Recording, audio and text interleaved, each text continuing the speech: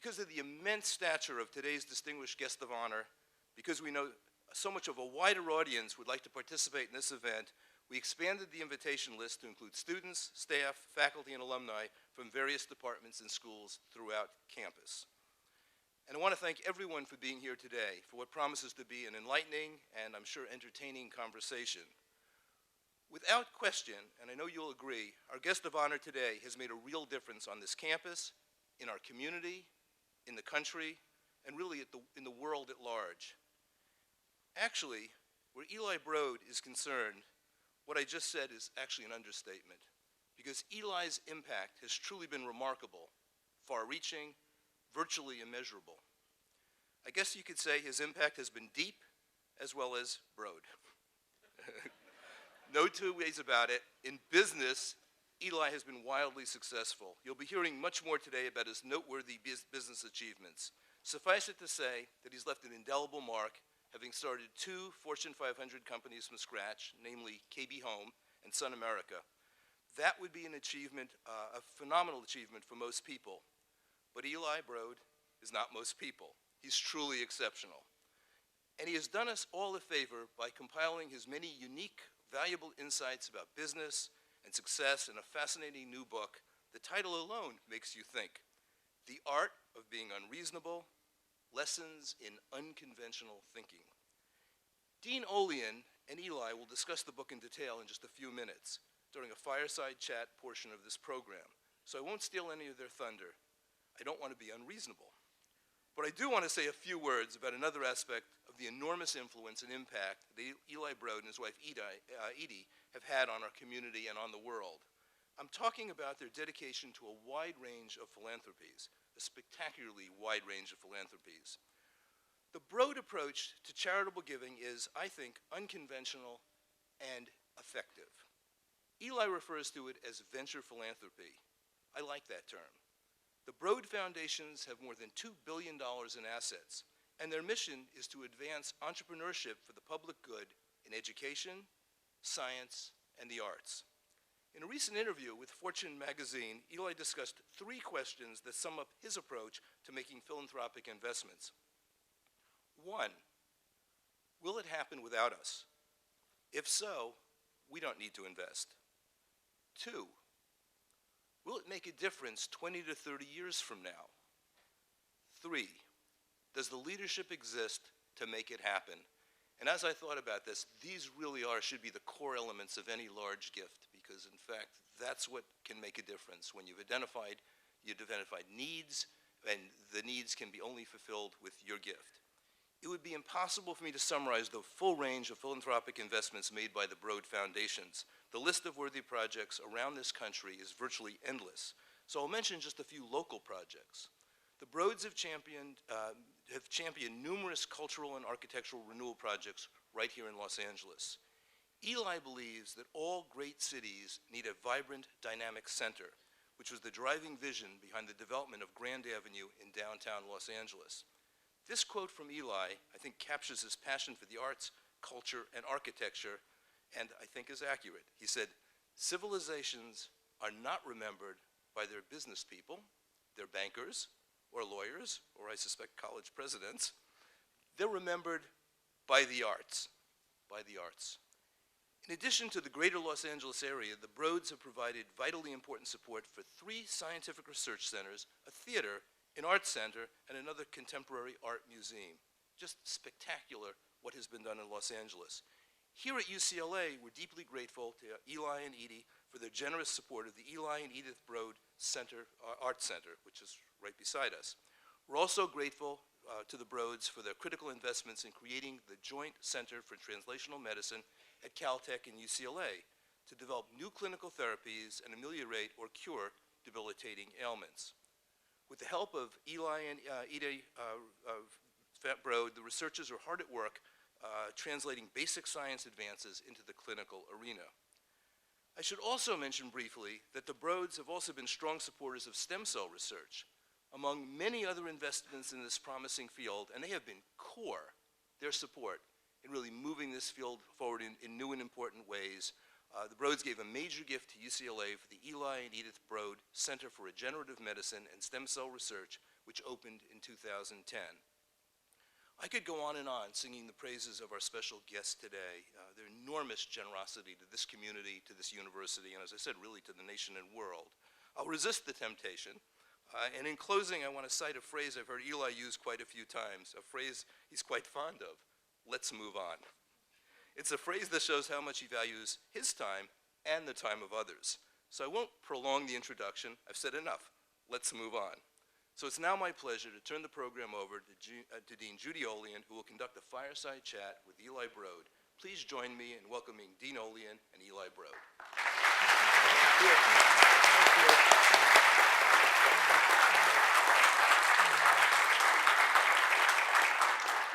Thank you, Jean, for that wonderful introduction, and I have to say you stole my thunder in a few places there.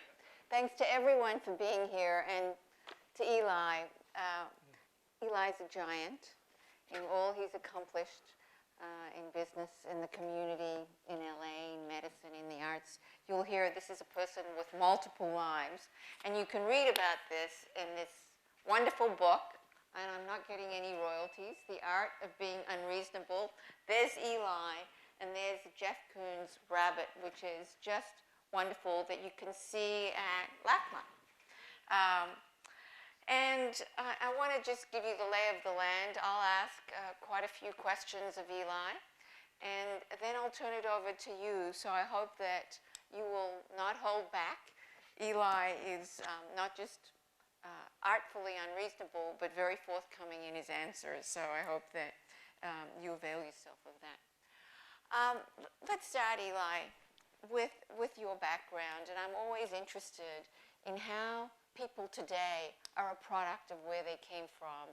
Lithuanian parents born in the Bronx, Detroit, the youngest CPA ever in Michigan, and a person who is a lone child. You didn't have siblings, a father who ran five and dime stores.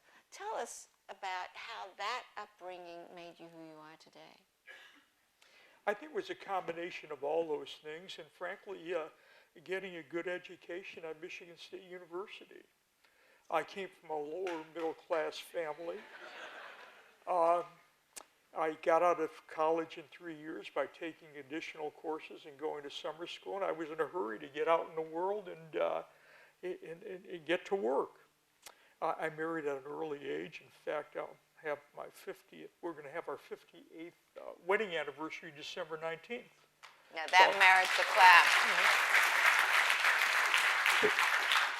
To the same person, I might add.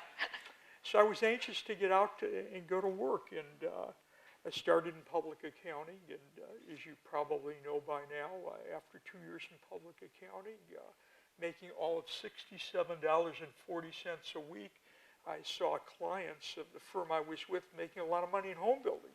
And I said, gee, I don't think they're all that smart. Maybe I could do that too. So I found a partner in Donald Kaufman. That's how we started Kaufman & Broad back in 1956. So I'm going to take you through a few paces because people here are very interested in your early stage of your career because they're in their early stages of their careers. So the first little business I know you had, and we like arbitrage in business schools, is selling stamps. And I think that was an arbitrage play. Talk about that. Well, when I was about 12 or 13 years of age, I was a stamp collector. And I'd get the magazines for stamp collectors. And I learned that Chrysler International was selling boxes of stamps that they clipped off from international correspondence. And they'd sell them in kilos, 2 1/4 pounds.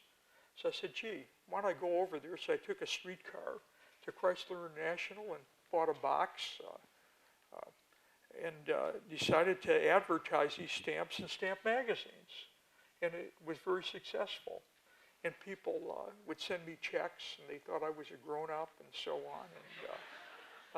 And that was before the internet. Pardon? That was before the internet even. Oh, well, before the internet. Before fax machines, before the internet, before a lot of things, before cell phones and so on. At any rate, so that was a lot of fun, and that continued till I became interested in girls. Some of our questions are from our students and our faculty. This is one from Craig Jones, an MBA of 2014. There's Craig. We talk about the unique selling proposition.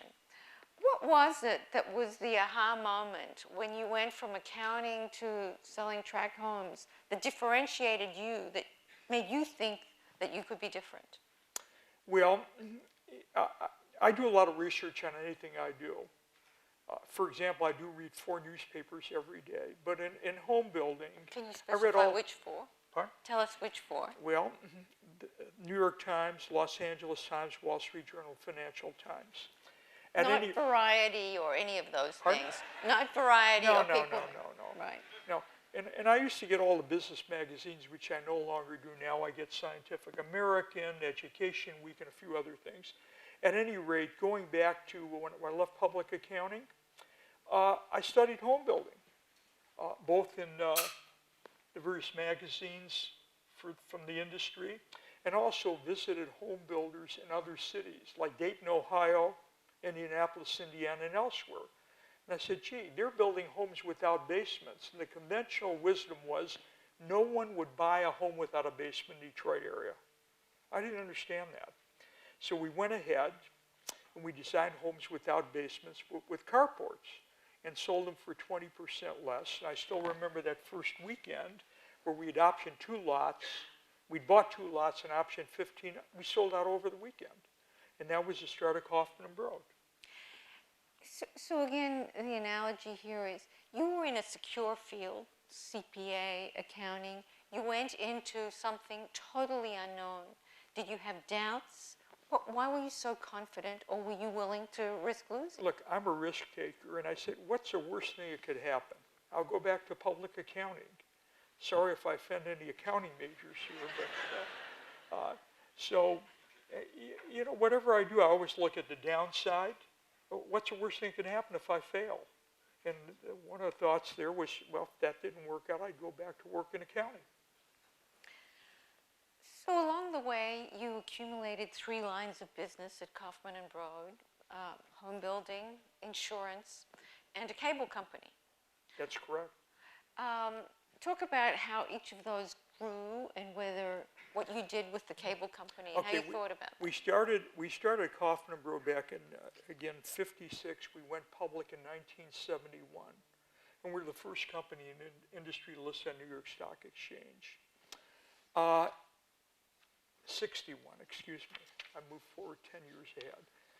In 1971, we had a market cap then of about $1 billion. And $1 billion then was a lot different than $1 billion today. So I said, we've done a great job convincing Wall Street that we're a growth company and all that, and that we're not cyclical like small home builders and so on. But I said, I want to look at what happened in the Great Depression. And I found home builders failed, banks failed, savings and loans failed, mortgage. But life insurance companies did very well. So I said, maybe we ought to use some of our currency to acquire a life company. And we did acquire Sun Life Insurance Company of America, founded in 1890 in Baltimore, for like $56 million in cash and stock. And then we changed it. We ran it for a few years as another boring life insurance company. And I said, we've got to find a market niche. And the niche we found was retirement savings, and said, look, all these baby boomers that have been buying our houses, they've got to start saving for their retirement. So we changed the company into a retirement savings company, meaning selling fixed annuities, variable annuities, mutual funds, and create a sales force of financial planners of about 9,800 at its peak, and ended up keeping that company until we sold it to AIG, which you've all heard of, a few years back for $18 billion. Nice return. Now, with regard to cable, at one point, I said, cable's got a great future. And there were all these companies trying to get franchises from municipalities, all of whom we're doing business with because we need entitlements. So I said, maybe we ought to go into cable business. So we bought a small cable company and they got a bunch of franchises. But after several years, I said, you know what? Between home building being capital intense, financial service being capital intense, and cable being very capital intense, we can't handle all three, so we should divest one. We divested cable, which was probably a mistake, because at one point we owned 15% of a company called TCI, which now I think is part of what, Comcast? Or? It is. Yeah. So we did that and sold it for very little compared to what it would be worth today. But everything else sort of worked out. You know, you talk about the value of being second to market, not necessarily first to market. Talk about that, because we debate that in strategy a lot. Well, in some instances, it's good to be. For other instances, it's like to watch others that are first get arrows in their back and so on, and learn from their mistakes. And that happened before we expanded our company to France. There were other American home builders, Levitt and Sons in France, and we saw what they were doing. We saw their success and all the problems they had, and we came in there a very rapid second. And in fact, that company still exists and is doing very well, Kaufman & Broad France. So the value of being a fast follower, to learn from the mistakes of others and know where the niche opportunities are. Exactly. I'm intrigued, and you mentioned this in an earlier answer, that you do an incredible amount of due diligence and homework before you go into a business. In fact, you're famous for turning down legions of business opportunities until you do one. Talk about the homework you do, how you look at a company, and frankly, whether it's in business or in philanthropy. Well, obviously you measure the rewards versus the risk, and you're looking for an adequate return, whether it's in business or philanthropy.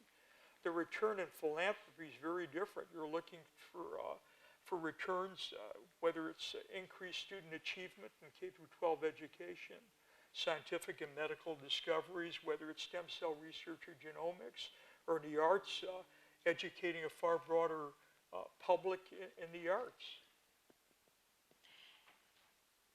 So, before you choose a venture, how do you, I mean, when you look at the various business opportunities, how do you pick one versus another? Is it passion or is it pure analytics?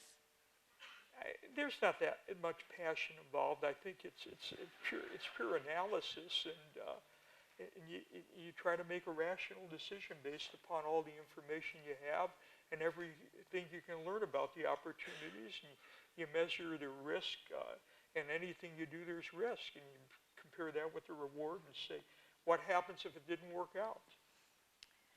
So now let's shift a little bit to your next major career, which is really venture philanthropy.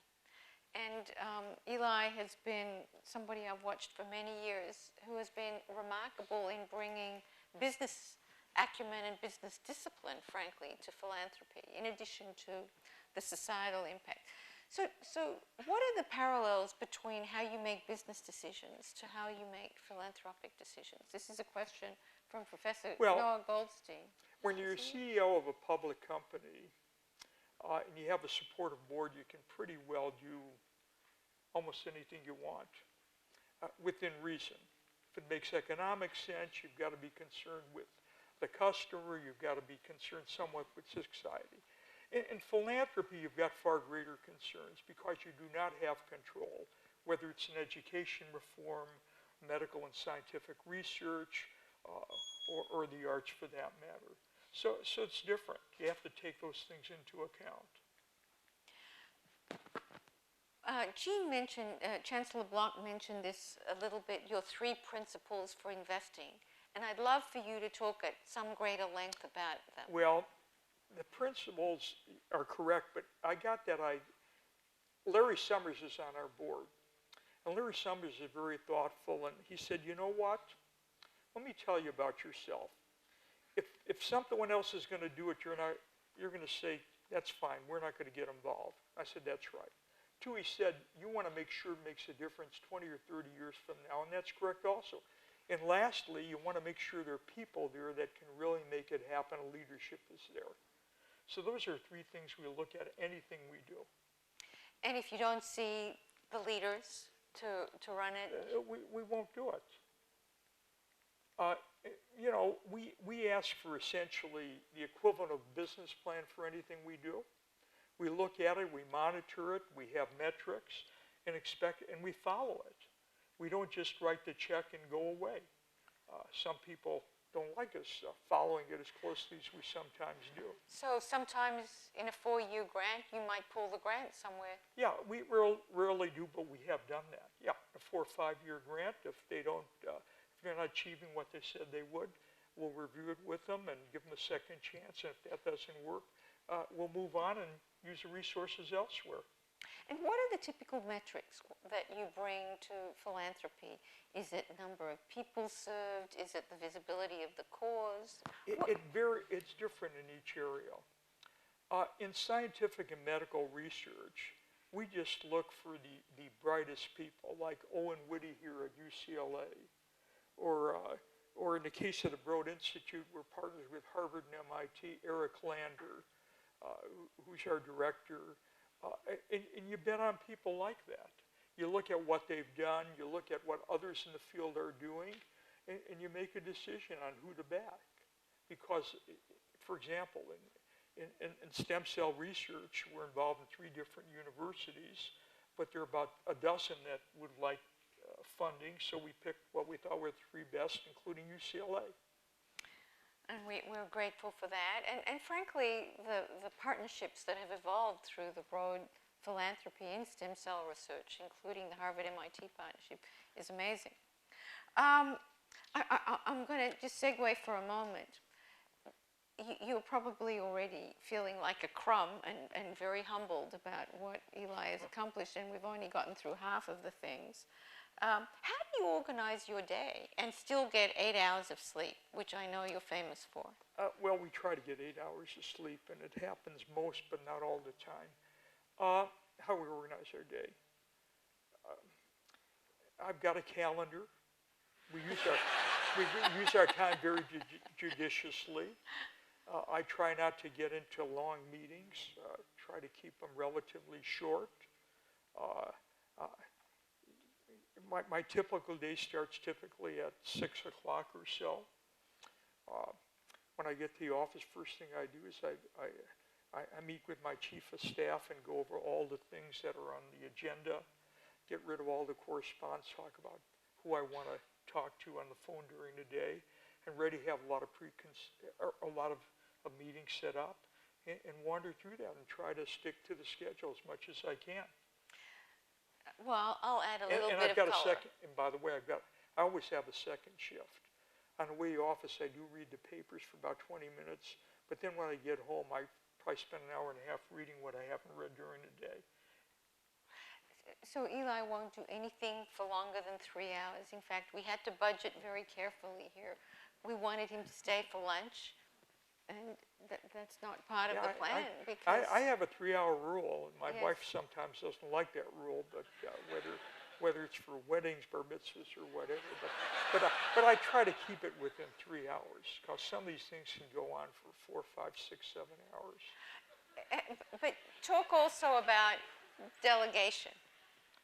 Well, I've been fortunate to be able to pick very bright young people in everything I've done, whether it's in business or philanthropy.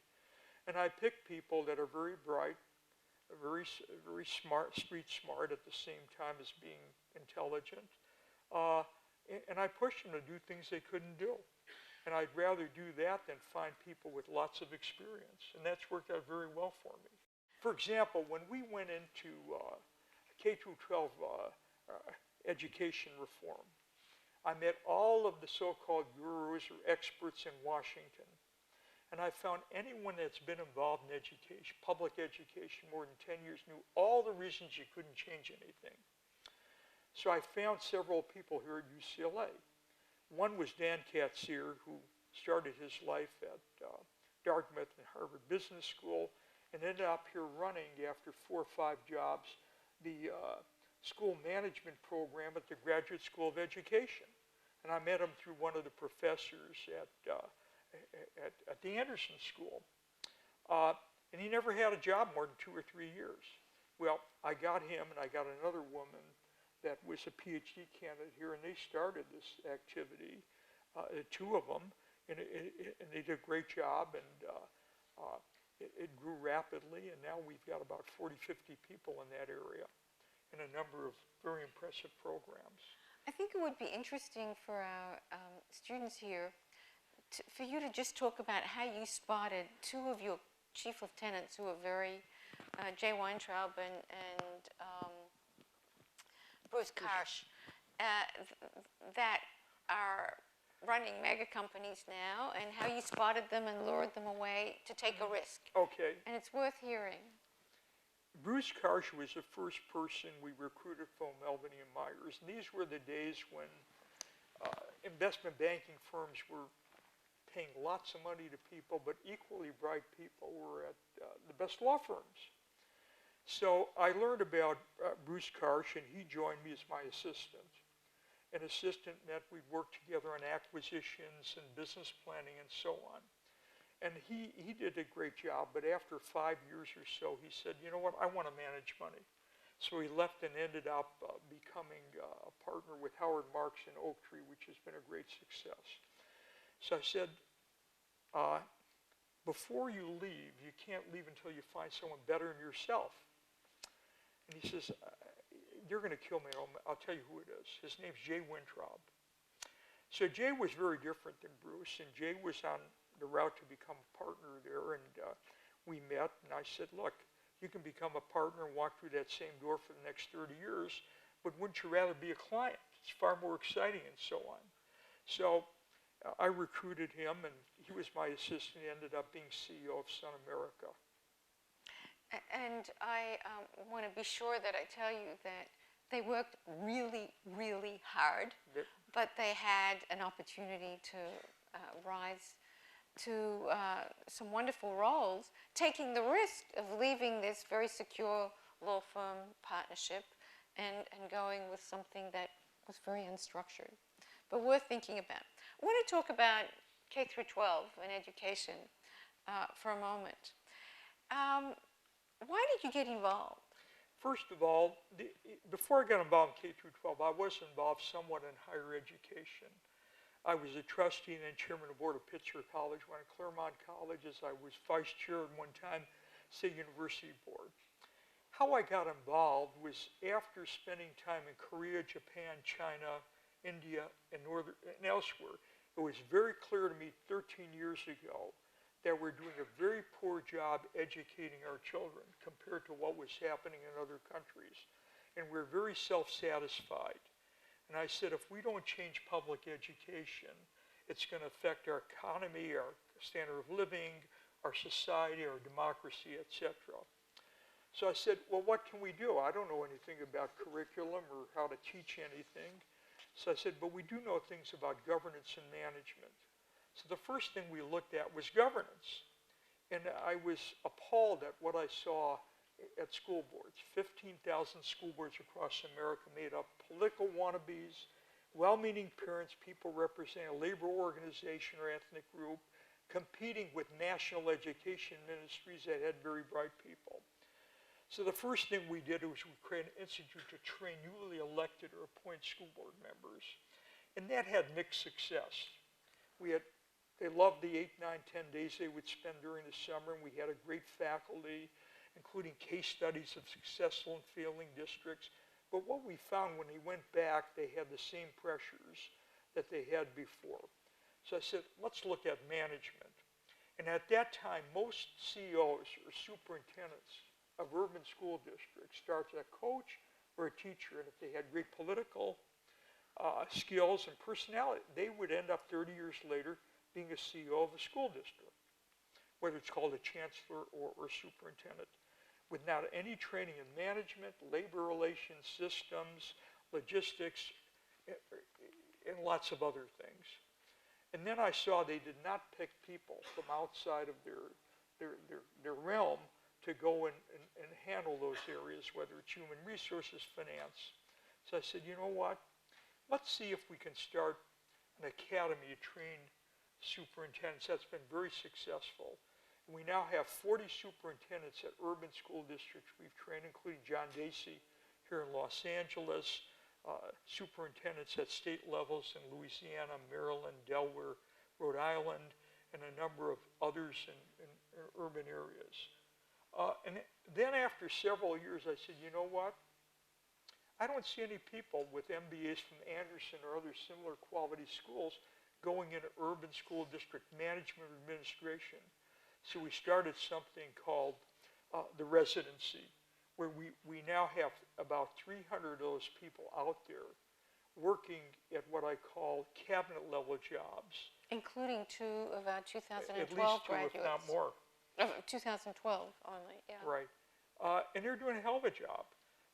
You got a lot of young governors out there that inherited education bureaucracies that want young people to help them move away from the past into what they ought to be doing. Artie Duncan, who was now Secretary of Education, was Superintendent Chicago, had 20 some odd of our people. Joel Klein, New York, had 20 of our people. So we've got a lot of these people out there, and they are making a difference. So you sequentially re-engineer or reverse engineer the problem and chip away at the various parts of... It's a difficult area because unlike science and medicine, where no one wants to maintain the status quo, everyone seems to want to maintain a status quo in K-12 education. So change is difficult, but we started in a number of areas. In addition to training management, we created a prize to have urban school districts compete. It's the largest prize in public education. $1 million prize that goes to the urban school district, making the greatest gains in student achievement while closing the gap between income and ethnic groups. And that's been successful. Then we went ahead and said, we've got to create some competition and give parents choice. So we started supporting charter schools. Not individual, what I call the mom and pop charter schools, but charter schools like KIPP Academy and quite a number of others. And we think what K-12 education lacks and higher ed has is competition. You compete with Caltech, you compete with USC, and so on. We think that's good. That does not exist in K-12. So having charter schools out there and hoping they get a market share, whether it's 10, 15, or 20%, will be good. And these charter schools have forced changes on other public schools. Two more questions related to schools, and then please just line up at the microphones. There's one there. I think I see one. One over here, if you wouldn't mind lining up to ask your questions. Related to, because this has come up several times in your response, and this is a question from Hallie Preston. MBA 2015. Is Hallie here? Hi, Hallie. Hi. You've emphasized urban public schools as being particularly challenging. What is it about them and your particular focus? Well, the biggest problem we have in K-12 education are in urban areas. It goes in Detroit, where I went to public schools, you got 28% graduation rates. In other urban areas, it's like 50%. In the best, it's like 65 or 70%. In the suburbs, it's far greater. In rural areas, it's better. There are problems everywhere. The biggest problems are in urban areas. And that's where we've concentrated our efforts. And you've now recently embraced blended learning. Talk about the opportunity there, what you see as the promise in blended learning, and including for higher education. Well, in higher education, I think you've got a broken financial system. What do I mean by that? You can't keep increasing tuition at twice the rate of inflation and fund it with student loans that can't be repaid. So what do you have to do? You've got to serve more people with the same budgets or similar budgets. So that's why Harvard, MIT, Cal, and others are going to UCLA. Online learning. And rather than having a lecture hall with 500 people or 200 people, you're better off having the best people online and having professors and instructors doing other things, whether they be coaches or tutors or whatever. So higher ed, I think, is starting to change, and it has to change dramatically if they're going to get the job done, because the resources are not there to continue doing what's been happening in the last 20 or 30 years. Now, K through 12 is a totally broken system. And I think the way to change it is with blended learning. Blended learning is using the best of technology online together with the best of teachers. And there are many examples of that. There's some schools in the San Jose area called Rocket Ship, which has 75% of their teachers are Teach for America teachers. 90% of the kids or more are on free lunch program, which means they're from poverty. Half their parents do not even speak English, but they're using blended learning, and they have amongst the highest API scores in the state. And so you've got a number of examples throughout America, and we're going to see more of that. And that's going to be, it's going to leap over all, frankly, the vested interest and change K through 12 education. And I think it's going to accelerate dramatically in the next 5 to 10 years, both in higher ed and K through 12 ed. And it'll change the role of a teacher from to being a coach, a tutor, and so on. And right now we've got the Prussian system. It started in Prussia, where they had all the children seated 30 in front, all taught the same thing in the same way. And we know all children do not learn the same way.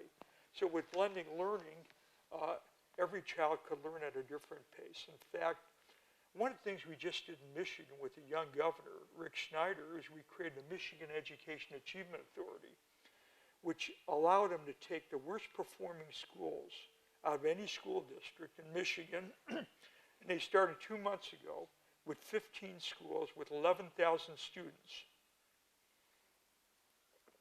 They have a 210-day school year, not 175. 7.5 hours a day rather than 6 hours. And that means 40 to 50% more learning time. They don't have class levels. They have what they call levels. So everyone's level 1 through 15 in learning. And it's a very different system. They're using technology. And hopefully that's going to make a big difference and cause other schools in Michigan to change. Your questions. Remember to state your name and where you're from. Hi, I'm Thanks. Craig Jones. I went to the Eli Broad College of Business at Michigan State University, so thank you. Good. Also was a Teach for America teacher. Also great. worked All for John good. Daisy this summer at LAUSD. So we have a lot of similar interests. Good. I'd first like to thank you, because without you I probably wouldn't be able to be here in the first place. So secondly, I just want to know, while we clearly agree on many of the same things, how do you scale teaching by scaling quality teachers? Basically, to me, it's a numbers game.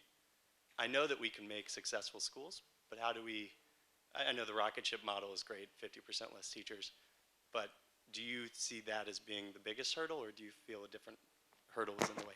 There are a lot of hurdles. We've got to change the whole system, whether it's this 10, 12 weeks off in the summer, it goes back to an agrarian society, which we no longer have. I don't know how many of these kids tend to crops in the summer, but I think it's relatively free. We need a longer school year, a longer school day. We've got to change the way we teach and learn by going to use technology, going to blended learning, and every child doesn't learn the same way. So there are lots of things we have to do, and we've got to get better teachers.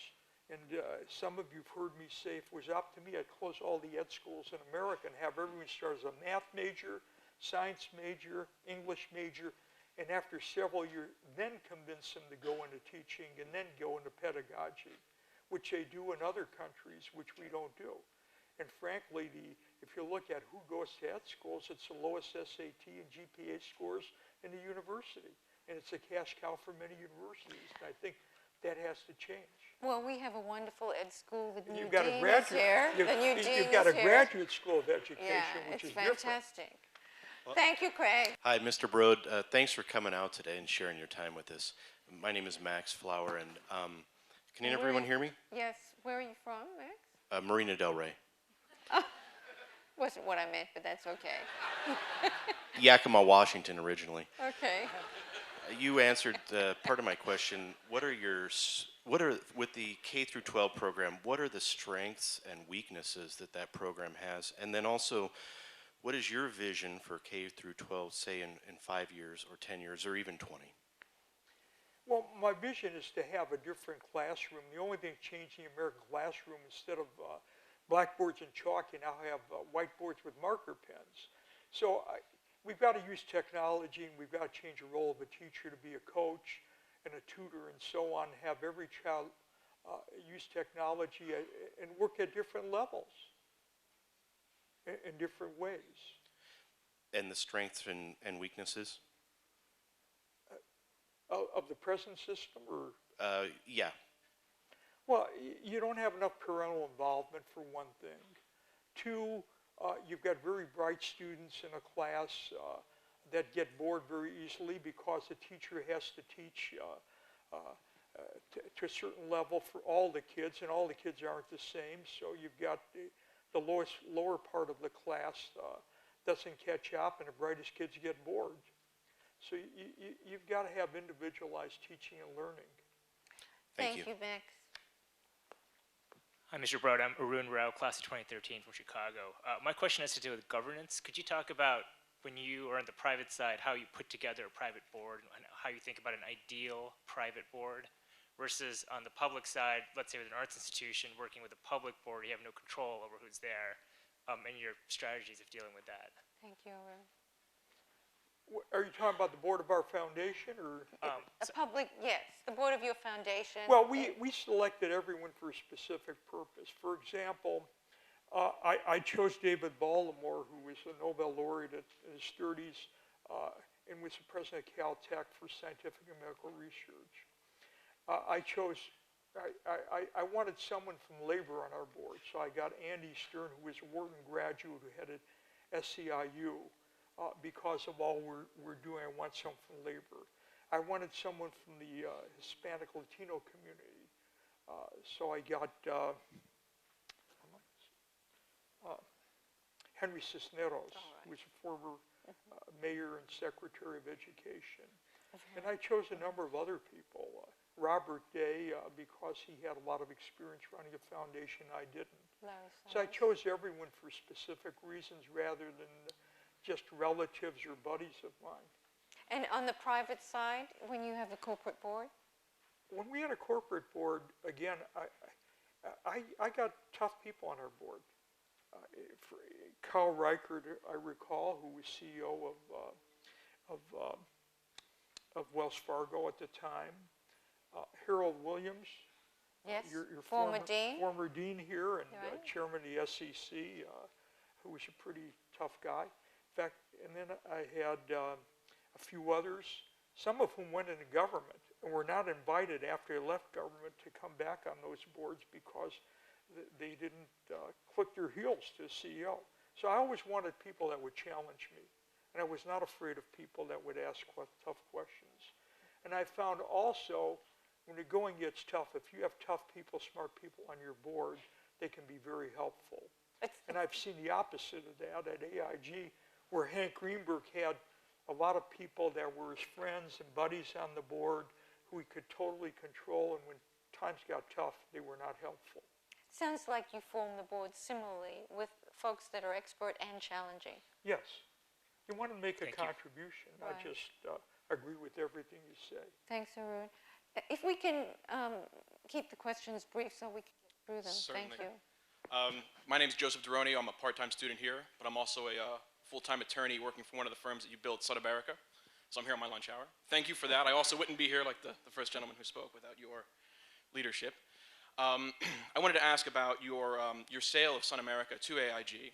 After that sale, I assume you took a large stake in AIG, and you seem to have, unlike many other business leaders who sold their companies to that, you diversified after that.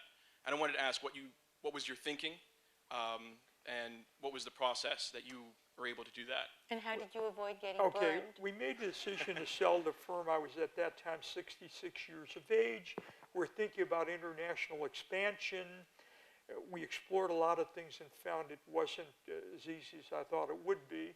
And here was AIG, and I forget how many countries across the world, and AAA rated company by both rating agencies at the time, a 200 and some odd billion dollar market cap, and I knew Hank Greenberg and respected him, so it made sense.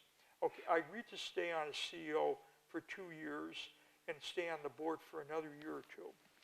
After I left 3 or 4 years, I told Hank that I'm going to diversify because 90% of my net worth's in AIG stock, and he said, you can't do that, you're a director, you can't sell stock.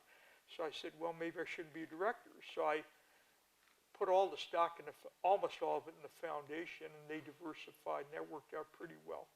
And that's why the foundation has $2.5 billion now. Mr. Broad, my name is Matt Rosenstein. I'm a fourth-year undergraduate here at UCLA. My question is, what role do you see civic engagement playing in the future of higher education? We've been very fortunate here at UCLA to have a volunteer center that Chancellor Block created that has really been a highlight of my experience and a lot of my peers. And do you think that'll be an important role in the future of higher education? Civic engagement as part of the student's undergraduate experience in higher education, how important is that? Fair? Yeah. I think it's very important. You mean engagement with people in the world of commerce? And also in community engagement. In community community engagement. I think it's important, assuming you have the time to do it. I think you got to say, what are your priorities? And after, what's your number one priority? And thereafter, you've got a certain amount of time left, and you got to determine how you want to spend it. And one of the ways I hope people think of spending is how can they make a difference? How can they do some good in addition to just doing whatever they want to do for recreation and the like? Thank you. I'm going to ask a question. This is the moderator's prerogative. I'm butting in here for a moment. You know, we talked about civic engagement, and you've actually taken some political positions, lifelong Democrat. This is one of those things that moderators probably shouldn't ask, but I will. You've actually taken a stand that wealthy individuals should not just give away most of their wealth. You've signed on to the Buffett 50% commitment, and you've said 75 in your and Edie's case. But you've also said you should pay more taxes. Talk about that. Well, one, I agree with Andrew Carnegie. He says, he who dies with wealth dies in shame, in effect. I also think that whether it's $500,000 a year, $1 million a year, we ought to pay more taxes. And I'm with Warren Buffett on that and a number of others. And we get all these tax breaks that 90% of the public doesn't get, whether it's lower rates on dividends, capital gains, and all sorts of other things. So I think we should be paying more. And I hope we end up with some grand bargain, by the way, where we do tax people like myself and others more, and also cut some of the entitlement programs, which we can't afford. So you're a fan of both Simpson? I am, or something similar there too, and hopefully something will happen now that the election's over. And I don't know if we'll have a grand bargain before inauguration. Maybe we'll have a mini bargain, and then a grand bargain thereafter. But we've got to do that. Go right ahead. Thank you. Hi, Mr. Broad. I'm Benjamin Lee. I'm a third-year biophysics major, and let me give some context to my question really fast. So what it is I'm a student leader, and I'm leading a student initiative called Bruins Invest. And what we are is we're a student-driven web database through which UCLA alumni and faculty can share their personal and professional experiences with the UCLA student community, thereby investing in UCLA. Right now, I'm currently exploring partnership with the UCLA Alumni Association. And so in regards to this, because I have a team, and I'm curious, how can I motivate my team to contribute and work at the next level? How do you motivate the team? I think leadership takes different forms. I've been a leader that's willing to do things and work harder than anyone else on my team, and they know it, and they know that I respect them, and they know because I work hard and push myself, I can push them and get them to do things that they wouldn't otherwise want to do on their own. There's no simple answer, but I think you've got to set, if you're the leader of a team, you've got to set an example. Better start running. All right, thank you. Thank you. Hi, Mr. Broad. My name is Lavinia Boykin. I'm an alum of the mathematics department here on campus, and I'm a database programmer.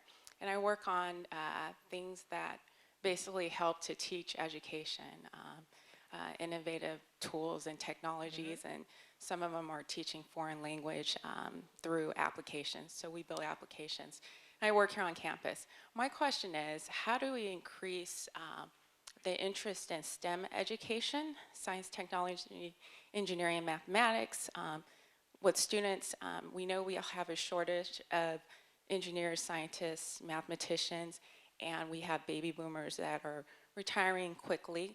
And so there's certain industries that are here in the US that we can lose to other countries such as China. What initiatives have you taken thus far? And what would you suggest if people are interested in this area? Well, I think we've got to show people in those areas, in STEM, that there's a great future for them. And it'll be very rewarding in many ways, whether financially and otherwise, and that they're needed as opposed to other things they might want to do. I don't think there's any simple answer. Okay. Look, as far as in teaching goes, I think we've got more than enough teachers in America, but we've got a vast shortage of math and science teachers. Thank you, Lavinia. Hi, Mr. Broad. I'm Refik Anadol from Turkey, studying in design media arts as a graduate student. And I have an unreasonably little bit high project to create next year. And the question is actually asking, is your foundation is supporting projects for public domain, merely connected with art, culture, and technology? And if yes, what will be your criteria for supporting a project for a public domain like art, culture, and technology? So the question is whether your foundation supports art, culture projects in the public domain, for example, online. Well, we think everything we're doing in the arts, you mean, or anywhere? Well, Just about everything we're doing is a public domain, so to speak. Whether it's K through 12 education, that's the public domain. Whether it's scientific and medical research, it's to improve the human physical condition. In the arts, it's to educate a far broader public on the arts. Thank you so much.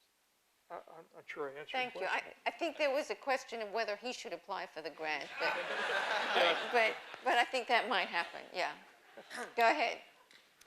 Hi, my name is Matthew Schoenfield. I'm a first year full-time. First of all, I want to say, as someone who's born and raised in Los Angeles, I want to personally thank you for all the things you've done to improve civic life in Los Angeles. And so my question is, going forward the next 50 years, what areas in Los Angeles in particular do you think would be the best to focus on to improve civic life, and what can we do as future community leaders to help? You know, it's more and more possible with technology to become disaggregated, narcissistic. What can we do to build that civic life in Los Angeles going forward? Well, Thank you. let me approach it a little different way. I think the economy of Los Angeles would benefit from advances in biotech. For example, we got many docs and postdocs at UCLA, Caltech, USC, and elsewhere here. They get their degrees and leave town. And they go to your San Diego area or Silicon Valley or San Francisco or Oregon or whatever. I think we've got to keep them there. Two, I think we've got to do a better job in cultural tourism. Other cities in the world, whether it's New York, Paris, or London, get 10 to 15 million people a year as cultural visitors. We only get about 4 or 5 million. Even though no one has a better symphony or symphony hall than we do, we've got a great opera company with Placido Domingo, more theatrical productions in New York or London, and I could go on and on. And great So art.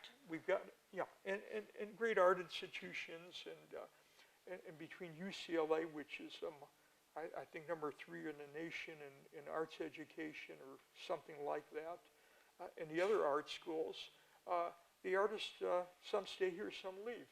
So we got to keep all these people here and encourage more people to come here as cultural visitors and spend money.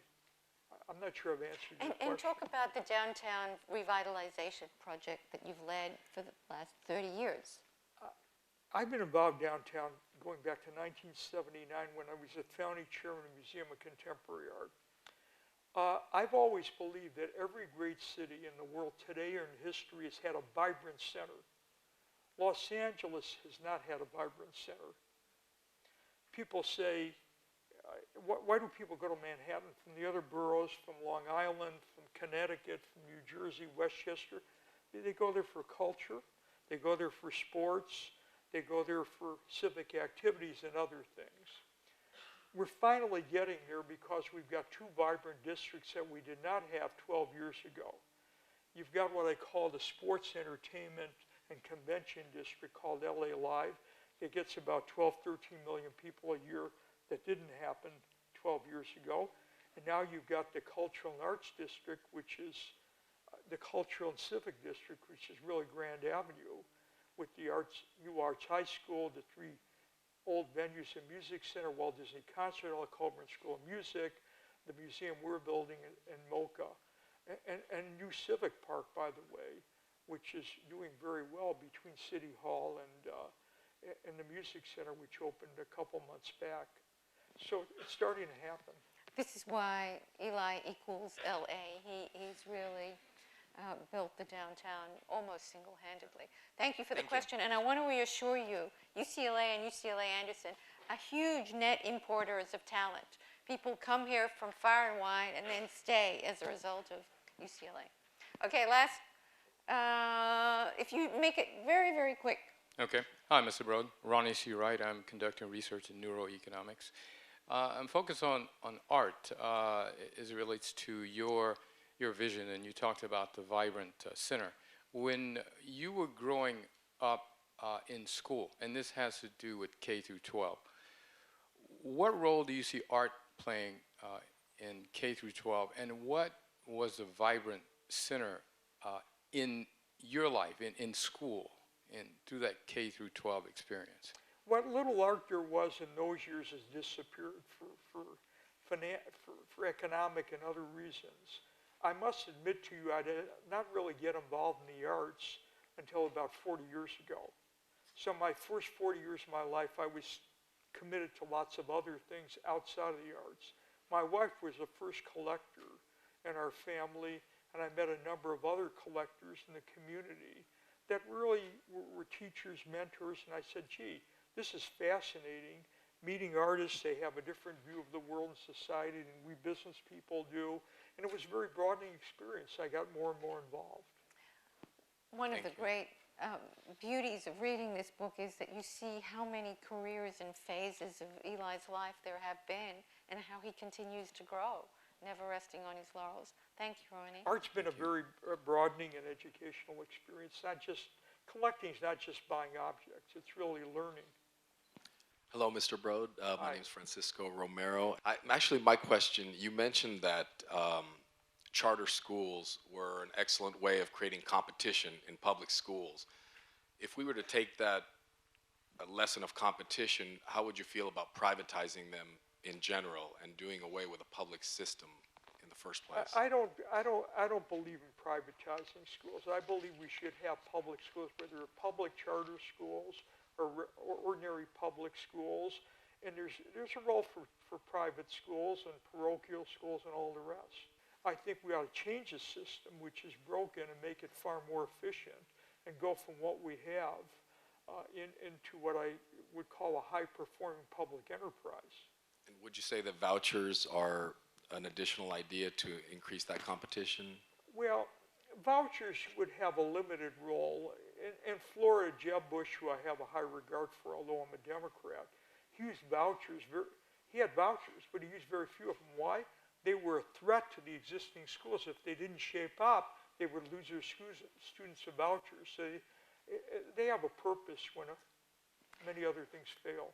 Thank you so much. I'll ask the very last question, and that is, what's next? what are you going to focus your energies on? And I know that there's always a next with Eli.